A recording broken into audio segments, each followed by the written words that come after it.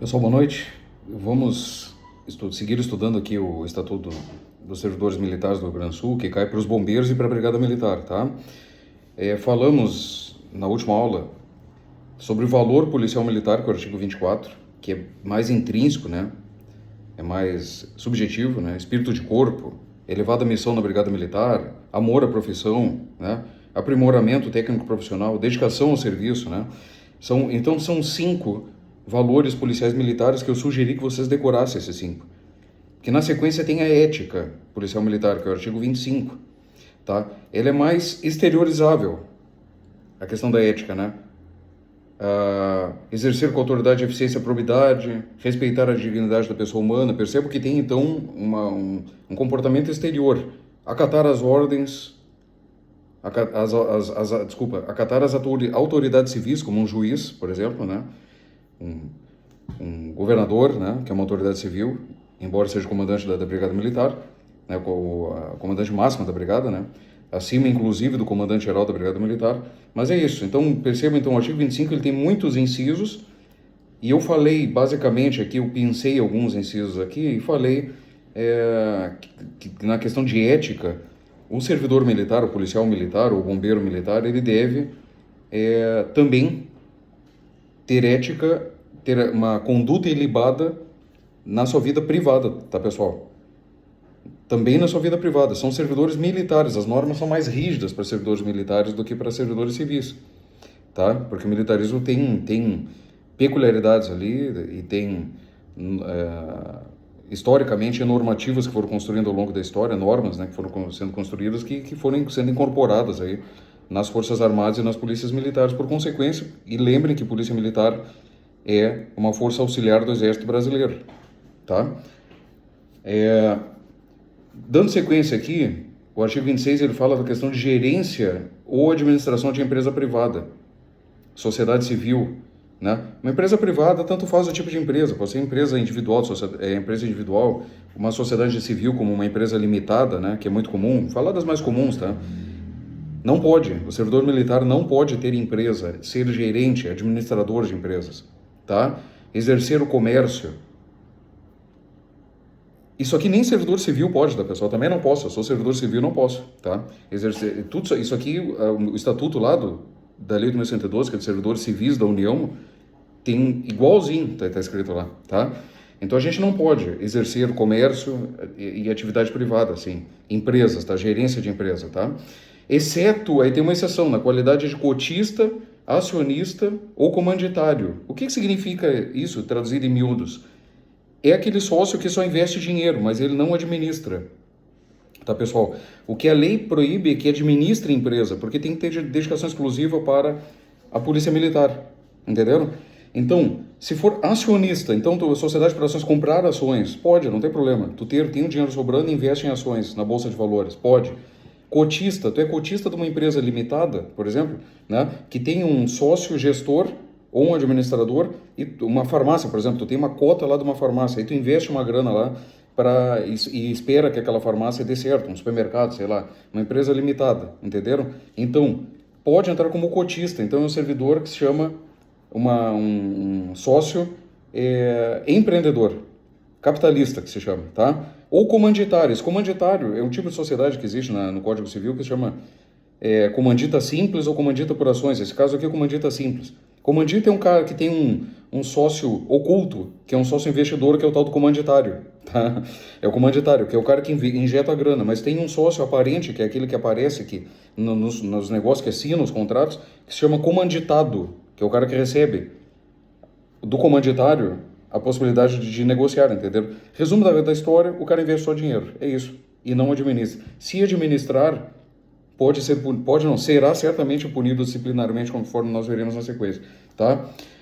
O servidor, aqui a gente está falando da ativa, tá, pessoal? O servidor da ativa, tá? E o cara que está aposentado, que é a reserva remunerada, né? É lógico que o policial aposentado, ele pode exercer comércio, tá? Se estiver aposentado agora. E se o servidor voltou, lembra que o da reserva remunerada pode voltar para a ativa? Voluntariamente, ser convocado, voltar a trabalhar. Se ele voltar, é óbvio que ele vai ter que parar de administrar a empresa, porque ele voltou para a ativa, que é o que diz o parágrafo 1º aqui, tá? O artigo 27, ele fala ali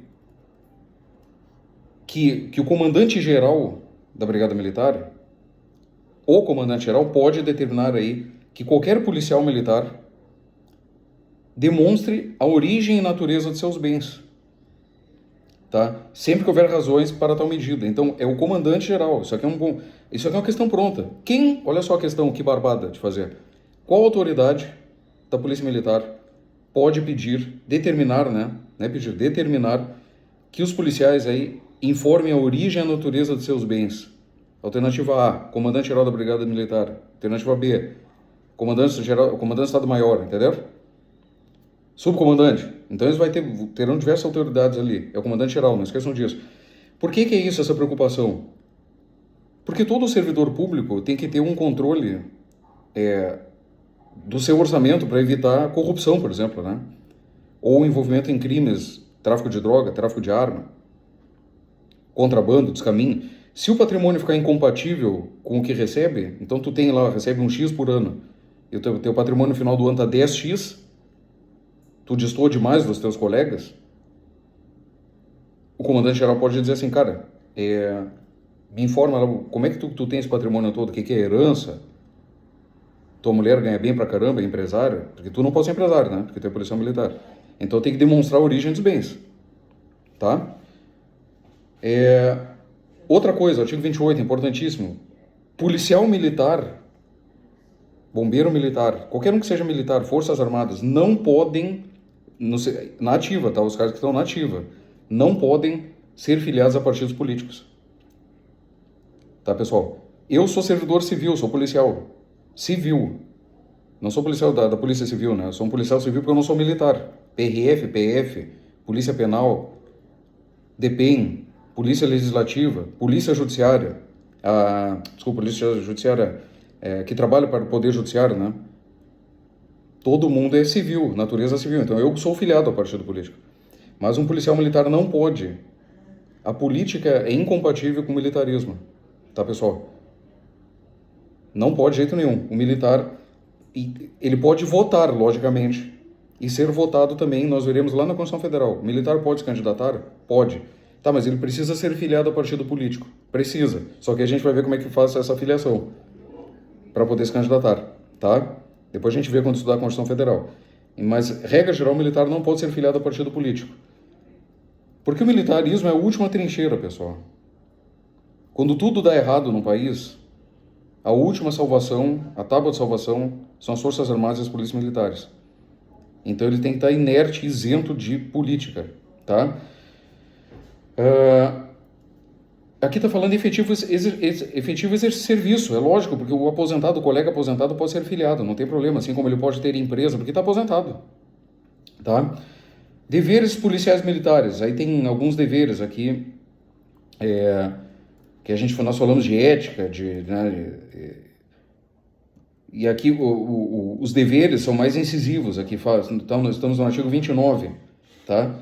É um conjunto de vínculos ali que liga, é o que diz o caput do artigo, o servidor à sua corporação e à comunidade. Então são vínculos, deveres, que quando tu assumes assina o termo de posse como servidor, como policial, tu ocupa um cargo público, que é aquela vaga que eu falei, e passa a exercer a função policial militar, que a gente estudou lá antes nessa lei, né? A função que é exercer de fato, né, aquelas atribuições que são previstas para o cargo. Por exemplo, o cargo de soldado tem atribuições que são previstas para cargos de tenente, sargento, de coronel. Cada cargo tem suas atribuições. Então tu está exercendo de fato, né, a função policial. E tu, logicamente, por exercer a função, tu tem muitos deveres. Com a corporação, com a brigada, e com a sociedade, tá? Com a comunidade que fala aqui. Quais são os deveres, para a gente concluir a aula, que estão listados aqui, que vocês precisam ler, tá? Fidelidade à pátria e à comunidade, dedicação, né? Fidelidade à pátria e à comunidade. Culto aos símbolos nacionais e estaduais. Símbolos são a bandeira, né? O brasão de armas, bandeira nacional, o brasão, o hino nacional, o hino do Rio Grande do Sul, tá? O brasão do Rio Grande do Sul, a bandeira do Rio Grande do Sul. Então, esse culto, essa questão faz... A parte do civismo, né? A questão cívica, para militar, para aqueles policiais, para quem é militar, ela é muito mais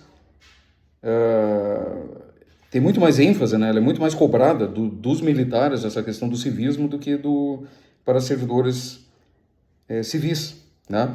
Então, o culto aos símbolos nacionais, ao hino, né? Toda aquela liturgia que tem militar é exigido, muito exigível, é um dever militar, tá, pessoal? Probidade e lealdade. Probidade significa pessoa proba é aquela pessoa que é ética, né? Que age com moral, né? E lealdade, né? Disciplina e respeito à hierarquia. Disciplina, cumprimento das normas, hierarquia, cumprimento de ordens, né? Cumprimento das obrigações das ordens, tratar subordinado com dignidade e urbanidade, né? Então, o militarismo já foi o tempo que o militarismo tratava o subordinado, como na minha época que eu era fuzileiro naval, que eu olhava pro cara, paga 10 aí por nada. Por nada, né? Porque sim, porque era cabo e eu era soldado, entendeu? Isso aqui na Brigada Militar e nos Bombeiros Militares não existe. E hoje não existe nem nas Forças Armadas mais, tá? Eu sou de 97, vocês imaginam, né?